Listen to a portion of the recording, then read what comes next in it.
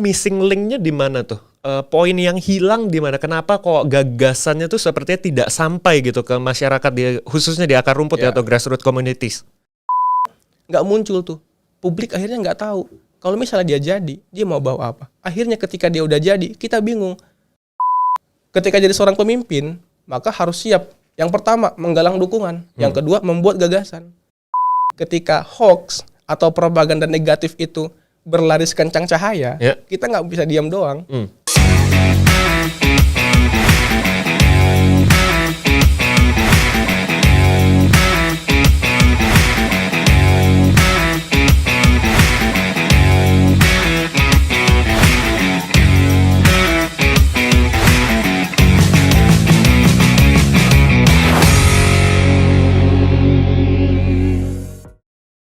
Halo, selamat datang di podcast KPU RI edisi spesial Pemilih Muda. Nah, mungkin teman-teman berasa ada sedikit yang berbeda nih di podcast ini hari ini karena memang ini edisi spesial khusus Pemilih Muda.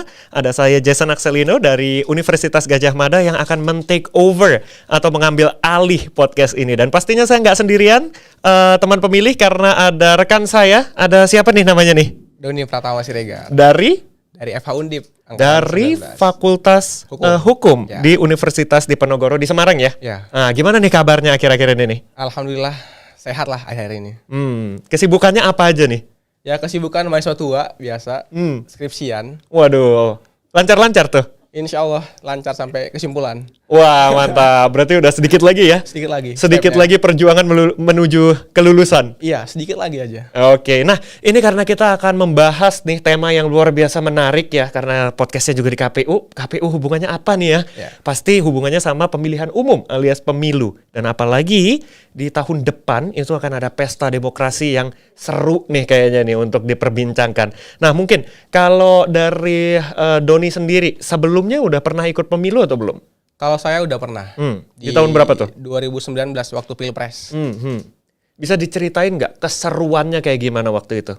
Nah kalau saya kan sebenarnya orang kampung ya, kebetulan di Sumatera Utara. Jadi kalau euforia itu sebenarnya karena semuanya orang kampung. Jadi ya sebatas ke TPS, memilih, habis itu lanjut lagi ke ladang, ke kebun gitu. Jadi hanya sebatas mungkin banyak logo partai atau bendera partai di kampung itu sendiri gitu. Kalau kampung di mana sih? Di Danau Toba? Bukan. Saya masih jauh banget dari Sumatera Utara. Dari Medan tuh masih 8 jam lagi. Wah. Agak pelosok banget lah kalau saya. Agak pelosok, 8 jam dari Medan tapi masih ada euforianya terasa ya? Masih terasa. Kayak gimana sih euforianya tuh waktu itu? Euforianya itu sebenarnya sebelum mencoblos itu kan biasanya kita buat TPS-nya. Nah kalau di kampung itu teman-teman, kalau misalnya buat TPS itu bareng. Warga desa tuh buat tenda, buat ini tuh bareng-bareng biasanya. Nah itu kan euforianya udah dapet. Nanti besoknya itu bakal diinfoin satu-satu. Biasanya pada datang bersamaan. Saya pagi sampai siang. Karena kan kita sore mungkin ke ladang, ke kebun. Jadi biasanya tetangga-tetangga itu ngajak pagi buat ikut ke TPS. Jadi memang di kampung walaupun di pelosok nih, tapi kalau buat memilih itu pasti ke TPS. Karena emang cuma 5 menit aja kan, nyoblos habis itu pergi lagi. Gitu. Kalau di kampung kamu sendiri kira-kira ada berapa orang tuh waktu itu? Kalau di kampung saya itu mungkin 1000-an lah. 1000-an ya? Suara. Ya. Oke, kampungnya cukup besar ya. Ada berapa TPS tuh waktu itu di dekat rumah kamu? Kalau kami itu TPS-nya itu cuma satu doang, satu tempat gitu. Jadi emang coblos di satu tempat mungkin ada 3 kotak suara. Karena memang cuma 1000 suara ya, jadi ya nggak perlu yang besar banget untuk TPS-nya. Dan itu sudah lebih dari cukup ya? Iya, lebih dari cukup. Insya Allah sore selesai. Wah, mantap. Untuk melayani masyarakat yang akan memberikan suaranya di sana. Nah, tadi ini kita udah omongin ya soal bagaimana euforianya untuk lingkungan ya di level kampung gitu ya. Kalau di internal keluarga sendiri seperti apa? Kalau sebenarnya di keluarga sendiri itu, kalau dari kita, kebetulan kan saya baru anak yang bisa memilih kebetulan di 2019. Jadi anak sulung nih berarti nih? Anak sulung, benar. Jadi ya tanggung jawab beban keluarga di Doni ya? Makanya harus buruan lulus ini makanya. Itu kalau di kita bebas aja mau pilih yang mana dan gak ada gesekan apa-apa sebenarnya. Mau orang tua pilih A, mau saya pilih B, ya itu kan hak kita sebagai warga negara. Yes.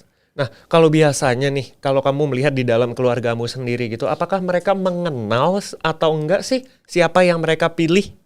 Mungkin untuk sebatas pilpres mengenal. Jadi kan kita kalau misalnya pilpres kan mungkin hanya ada 2 paslon lah ya, standarnya. Mungkin kalau lebih, mungkin pun itu harus presidensial threshold-nya terpenuhi gitu.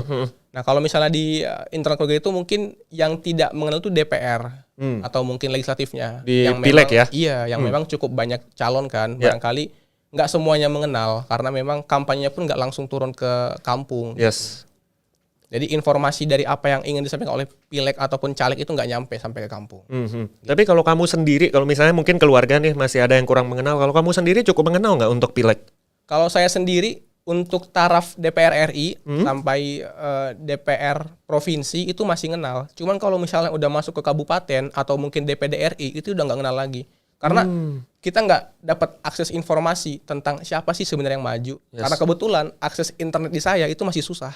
Jadi kita misalnya mau searching juga siapa calonnya susah banget. Apalagi misalnya DPD, DPR kabupaten itu di kita itu masih informasinya kurang sekali. Siapa sih yang mau maju, apa yang mau dibawa gitu. Iya, iya. Aku banyak nanya-nanya soal ini karena saya sendiri kebetulan pengalamannya baru di Pilpres gitu. Jadi belum pernah pileg gitu ya. Jadi mendengar cerita dari Doni seperti itu ya ternyata ya. Ternyata untuk pileg apalagi yang di level daerah, yang daerah kecil itu cukup sulit untuk mengetahui profil dari masing-masing calon ya.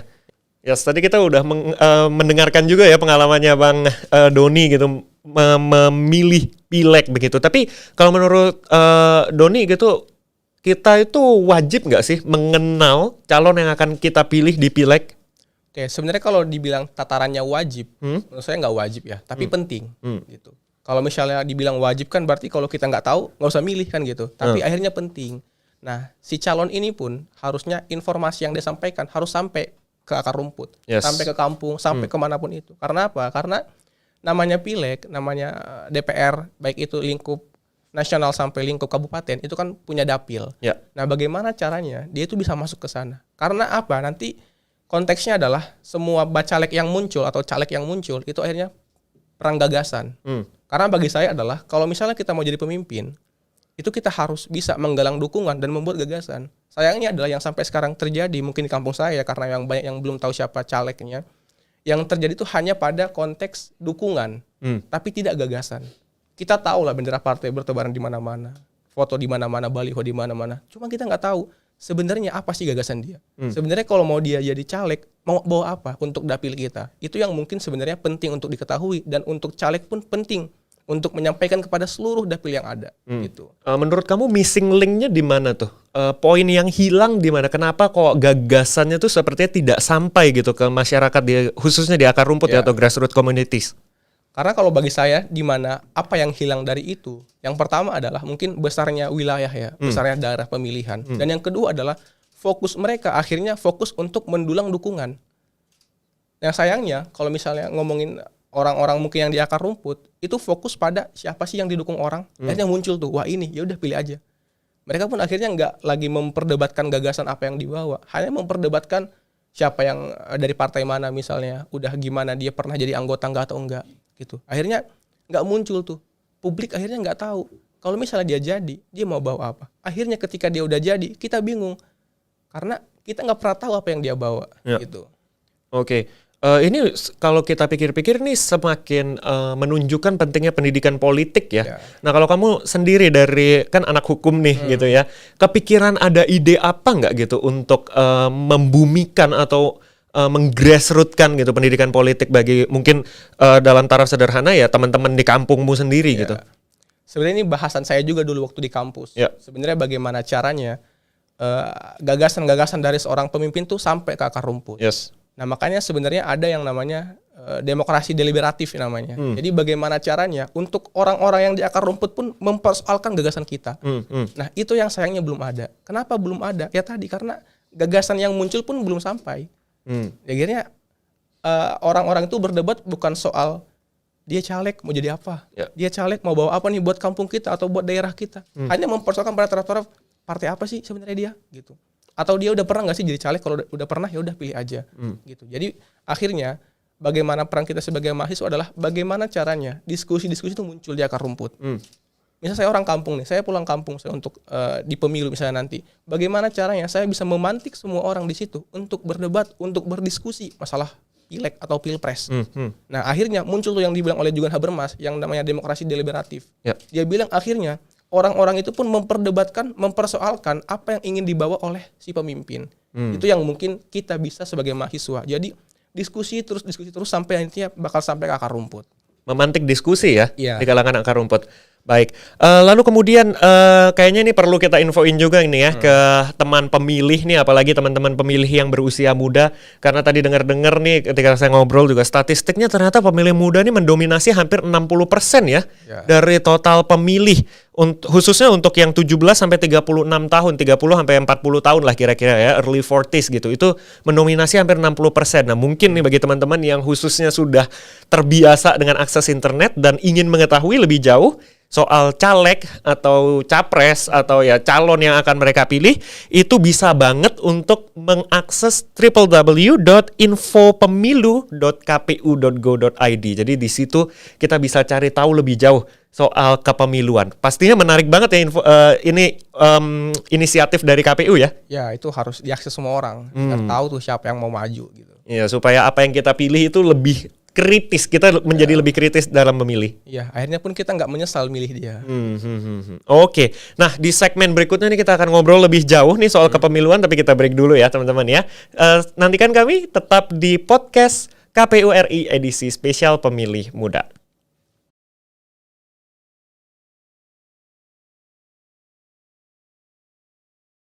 Hello, balik lagi di podcast KPU RI edisi spesial Pemilih Muda. Masih ada gue di sini, Jason Akselino dari UGM, dan ada Doni ya, dari Undip di Semarang. Nih kita beda kota tapi dipersatukan nih sama podcast KPU RI, luar biasa banget. Nah, tadi di segmen sebelumnya teman-teman kita udah ngobrol cukup banyak ya tentang situasi pemilu gitu. Gimana serunya pemilu, gimana euforianya pemilu di kampungnya kamu ya, di Sumatera Utara yang 8 jam dari Medan itu ya. Nah, pastinya nih sebagai mahasiswa ya sudah mulai punya daya kritis, daya berpikir kritis, dan pastinya bisa mengidentifikasi persoalan gitu. Menurut kamu nih, apa sih yang menjadi masalah di sana? Kenapa kok bisa akses informasi itu terputus di sana? Dan apa harapan kamu agar warga di sana bisa lebih teredukasi nih, lebih mengetahui soal pilihan politiknya? Oke, kalau saya sebagai mahasiswa ya, dan kebetulan kan saya di Jawa. Ini kali pertama sebenarnya saya kuliah, akhirnya langsung ke Jawa. Dan melihat bagaimana bedanya akses informasi yang ada di sini dan juga di sana. Nah, sebenarnya kalau saya dibilang apa sih persoalannya? Persoalannya barangkali saya nggak tahu karena itu kan masalah internet. Saya sebenarnya nggak tahu apa persoalannya, kenapa akhirnya nggak masuk. Cuman harapan saya adalah bagaimana caranya akses di setiap perkampungan, di setiap pedesaan tuh muncul tuh internet. Biar apa? Biar warga-warga setempat, misal di pemilu, itu akhirnya tahu mana informasi yang memang fakta, mana yang hoax. Karena kadangkala kelemahan-kelemahan ketika informasi itu cuma satu pintu, nggak kefilter. Jadi ada share di Instagram, di Facebook, di Twitter, orang semua percaya karena hanya ada satu akses yang bisa diakses gitu. Akhirnya apa? Akhirnya untuk membuat satu hoax atau sebuah propaganda yang negatif itu jadi mudah ketika akses itu pun terbatas. Maka sebenarnya harapan saya adalah ketika memang kita ingin untuk mengurangi atau meminimalisir untuk propaganda-propaganda negatif, maka aksesnya diperluas. Supaya apa? Supaya bisa nih kita filter mana sekiranya yang informasi-informasi yang ya mungkin emang itu nggak benar, atau mungkin aja benar cuman memang dipotong-potong videonya. Kan sekarang banyak banget video yang dipotong, di-share di WhatsApp, semua percaya. Nah, di TikTok gitu ya. Iya, itu kondisinya sekarang sampai saat ini seperti itu. Jadi akhirnya adalah mudah sekali untuk memecah belah masalah politik di kita gitu. Oke, jadi sebenarnya poinnya di sini adalah masyarakat itu mesti punya kemampuan selain sudah diberikan akses gitu ya, pastinya harus aksesnya harus ada dulu gitu ya. Lalu punya kemampuan filterisasi yang mandiri. Seperti itu ya, supaya tidak mudah terjebak pada propaganda. Tapi nanti kita akan ngomongin soal filterisasi informasi lebih jauh, tapi aku pengen balik ke pertanyaan yang cukup basic gitu. Menurut kamu tuh sebagai mahasiswa yang suka berpikir idealis nih, pemilu itu yang ideal seperti apa sih? Pemilu yang ideal ya. Mungkin satu kata nih jawabannya nih. Satu kata ya? 2 kali. Oke. Tarung gagasan. Tarung gagasan. Ya. Kenapa itu begitu penting? Karena saya melihat ya, karena kan saya baru sekali memilih. Yang saya lihat adalah kita sedikit sekali mendiskusikan tentang ide-ide, pikiran-pikiran dari seorang calon. Akhirnya kita nggak tahu kita milih apa. kita tahu kita milih siapa, tapi nggak tahu kita milih apa. Kenapa kita nggak tahu? Karena siapanya kan orangnya. Apanya ini adalah apa yang akan dia bawa. Itu kita nggak ngerti. Akhirnya apa? Akhirnya bagi saya, pemilu yang ideal adalah pemilu yang memang tarung gagasan. Bukan banyak-banyakan daerah kampanye, bukan banyak-banyakan masa di kampanye, enggak. Gitu. Karena tadi saya highlight bahwa ketika jadi seorang pemimpin, maka harus siap. Yang pertama, menggalang dukungan. Yang kedua, membuat gagasan. Dukungan tanpa gagasan sama dengan nol, nihil kan. Ya. Ada dukungan doang, nggak ada gagasan. Akhirnya nol. Tapi gagasan baik tanpa dukungan sama dengan nol juga. Kenapa saya bilang nol? Karena muncul gagasan yang baik tapi tidak disertai dukungan yang banyak, itu nggak jadi gagasan. Sebaik-baik apapun kita menggagas, kalau kita nggak menang, nggak jadi tuh barang. Gitu. Makanya saya kira adalah bagaimana nanti ini biar ideal, itu seimbang. Antara memikirkan dukungan, memikirkan koalisi barangkali, dan juga memikirkan gagasannya. Supaya apa? Supaya ada kemajuan lah di masyarakat kita. Yang tadinya cuman ikut-ikutan kampanye, akhirnya bisa mendiskusikan hal-hal yang substantif. Gitu. Yes, berarti poinnya adalah keseimbangan di antara kedua elemen itu gitu ya, antara gagasan dan dukungan. Karena berdasarkan observasi kamu selama ini sepertinya kok jomplang gitu ya, sangat berorientasi, diskursusnya itu sangat berorientasi pada figur ya, bukan pada gagasan. Iya benar. Dan gagasan itu yang kamu inginkan. Oke, dan pastinya nih kalau kita ngomongin gagasan gitu ya, gagasan itu kan pasti untuk memperoleh dukungan itu kan harus disebar tuh informasinya. Nah sekarang kita balik lagi nih ke poin bahasan kita yang tadi nih, soal filterisasi informasi. Menurut kamu nih, supaya masyarakat khususnya di akar rumput gitu atau di grassroots communities untuk memperoleh kemampuan untuk filterisasi informasi secara mandiri itu mereka mesti gimana sih? Kalau bagi saya, kita sebagai mahasiswa tuh harus mulai dulu gitu. Karena kita kan banyak julukan ya. Iron Stock lah, agen perubahan lah. Jadi coba mulai dari kita. Apa yang pertama? Yang pertama adalah kalau misalnya ada hoax, jangan ikut-ikutan. Ada propaganda negatif, jangan ikut-ikutan. Tapi sayangnya, ketika hoax atau propaganda negatif itu berlari sekencang cahaya, kita nggak bisa diam doang. Cuman dia lewat, kita diam aja. Nggak bisa. Ini kita harus batasin tuh. Gimana cara membatasi kita? Jadi kita akhirnya coba untuk membuat. Kita kan punya Instagram, semua punya Facebook. Saya sering sebenarnya buat di Instagram apa yang memang sebenarnya faktanya. Gitu. Jadinya orang-orang tahu bahwa wah ini ternyata harus di cross check lagi nih, lebih jelas gitu. Karena tadi saya bilang ketika hoax dan propaganda negatif itu berlari sekencang cahaya, kalau kita cuma diam doang, dia cuma lewat aja, paling cuma misi gitu doang. Tapi kalau kita batasin kan akhirnya jadinya orang-orang yang mendapatkan informasi itu pun punya sudut pandang lain. Tidak hanya kacamata kuda tuh yang cuma ke depan terus, aja. Iya, jadi akhirnya semua orang tuh dapat sudut pandang yang banyak dan bebas dia milih yang mana. Jadi kalau misalnya sudah mulai ada kampanye-kampanye bernuansa negatif begitu ya, itu salah satu peran yang bisa dilakukan mahasiswa adalah report mungkin ya kalau misalnya itu ada di sosmed gitu ya. Mungkin membuat antitesa dari hoax itu tepatnya. Jadi nanti kesimpulan yang dibuat oleh si pembaca dari tesis tadi dan antitesa itu akhirnya ya dia dapat dikembalikan lagi ke pembacanya begitu ya. Jadi ya paling tidak kita harus selalu siap menjadi antitesa hoax itu sendiri. Providing the counter argument. Waduh, keren tuh. Oke, kalau kita ngomongin sosmed kayaknya mungkin berasa terlalu luas gitu ya. Kalau di keluarga sendiri gitu, kayaknya kalau saya pribadi gitu ya, kayaknya berasa banget tuh ya broadcastan di grup-grup WA gitu. Nah kalau peran mahasiswa di keluarga sendiri gimana tuh kalau menurut kamu? Kalau peran mahasiswa di keluarga kadang-kadang kan kalau grup di keluarga itu kan agak sensitif ya. Kadang-kadang kita bijak itu masih kecil ya sok bijak. Yoduh. Tapi paling tidak kita coba share hal yang lain yang memang tidak berbau-berbau itu. Kebetulan kalau di saya karena emang gak ada internet ya orang tua saya juga nggak pakai Android gitu. Jadi emang grup kita juga nggak ada gitu. Masih cukup kondusif gitu ya. Pembicaranya pembicaraan langsung ya, bukan texting via WA ya. Kita mungkin kalau milih calon itu ya yang memang keluarga gitu ya, emang maju keluarga kita dukung. Karena memang mau gimana pun hoax yang beredar, kalau nggak ada Android, nggak ada internet, nggak bakal nyampe gitu. Akhirnya alhamdulillah kalau di keluarga saya itu nggak pernah ada konflik masalah broadcast grup WhatsApp gitu. Iya. Kalau itu kan kita udah ngomong ya barusan peran kita sebagai mahasiswa. Kalau kamu sebagai mahasiswa melihat nih platform media sosial itu sudah cukup memberikan perlindungan nggak sih terhadap black campaign, hoax dan kampanye yang bernuansa negatif lainnya? Ya kalau misalnya ngomongin media sosial kan nggak bisa kita kontrol ya sebenarnya, karena kan orang-orang bebas untuk share apa yang mau dia share, membuat satu postingan. Jadi sebenarnya kalau di kita ini yang bisa kita kelola adalah mungkin dari KPU sendiri kan pasti ada untuk pengolahan informasi, filtrasi informasi. Cuman tadi saya bilang bahwasanya sekarang ini banyak banget akun Instagram, siapa aja bisa buat Instagram, buat Facebook, buat WhatsApp. Jadi ya mungkin kalau dari saya pribadi sebagai mahasiswa cukup menjadi penengah konflik aja. Jadi kalau misalnya kamu nggak bisa menyelesaikan, jangan ikut-ikutan. Gitu. Kalaupun misalnya kamu nggak bisa menyelesaikan, ya udah lebih baik diam, nggak ikut-ikutan. Karena bagi saya bahwa kita kan punya privilege sendiri kan sebagai mahasiswa. Jadi itu harus dijaga, itu harus dibuktikan bahwa memang kita ini adalah seorang intelektual. Wes, membuktikan diri sebagai seorang intelektual yang apa-apa debat gagasan gitu ya, bukan debat personal. Benar-benar. Oke, kita udah denger nih gagasan-gagasan dari Doni gitu, ide-ide dari Doni gitu mengenai seperti apa pemilu yang ideal. Pastinya nanti obrolan kita akan berlanjut lagi di segmen berikutnya, pasti nggak jauh-jauh bahas soal kepemiluan. Maka tetap jangan kemana-mana, tetap di sini di podcast KPU RI edisi spesial Pemilih Muda.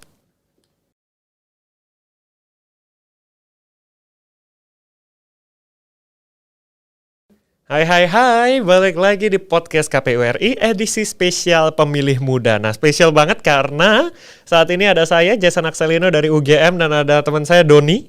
Dari Undip. Dari Undip, kita take over ya, atau kita ambil alih nih podcastnya KPU.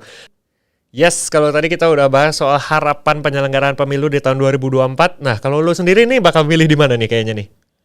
Kayaknya milih di Semarang ya. Udah cek DPT online belum? Oh itu belum. Wah, gimana? Ini nih mesti dikasih tahu nih infonya nih. Jadi kalau misalnya tahun 2019 itu kan kita mesti cek manual gitu ya ke panitia penyelenggaraan pemilu begitu di level kabupaten. Kalau sekarang nih buat yang introvert nih bakal kabar baik nih karena semua bisa dilakukan secara online teman-teman. Jadi pastinya sebelum kita ikut partisipasi dalam pemilu kita harus pastiin dulu nih kalau diri kita sudah terdaftar di TPS terdekat. Nah, cara ngeceknya gimana? Cara ngeceknya bisa lihat laman www.cekdptonline.kpu.go.id. Nah, di sana tuh nanti tinggal masukin nick sama nama, nanti akan keluar tuh akan memilih di TPS mana. Nah, kalau lu nih kan asalnya dari Sumatera Utara ya. Lalu sekarang mau memilih di Semarang. Emang udah yakin bakal bisa memilih di Semarang? Nah itu masih bingung, itu gimana caranya? Nah ini juga nih sharing sedikit nih ya, karena kebetulan waktu gue 2019 itu kebagian pilpresnya itu di Jakarta, karena gue kan orang Lombok teman-teman, wah Lombok pride gitu ya, orang Lombok karena waktu itu merantau di Jakarta jadi mesti registrasi dulu, registrasi pindah memilih. Nah registrasinya bisa dilakukan di mana? Itu bisa dilakukan, ada banyak caranya teman-teman, tenang aja. Yang pertama itu bisa lihat atau datengin PPS di desa atau kecamatan.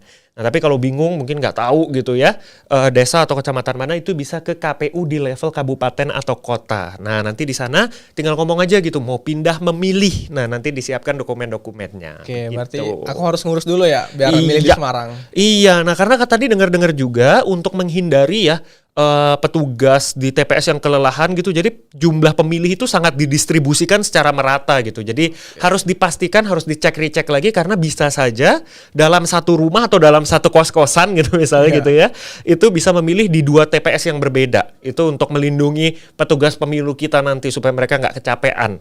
Begitu, jadi pastikan cek and recheck lagi. Nah, teman-teman kita juga selain podcast di sini tadi sudah sempat juga ya kalau teman-teman ada lihat di Instagramnya @kpu._. Nah, teman-teman, jadi kita selain kita ngobrol di sini, tadi kalau teman-teman sudah melihat juga di Instagramnya @kpu_RI, itu sudah ada questions bubble tuh di sana di IG story-nya yang bisa kita jawab nih kayaknya, yang bisa Doni jawab maupun mungkin nanti aku juga bisa jawab gitu ya. Nah, ini ada pertanyaan pertama dari @purnamaviha.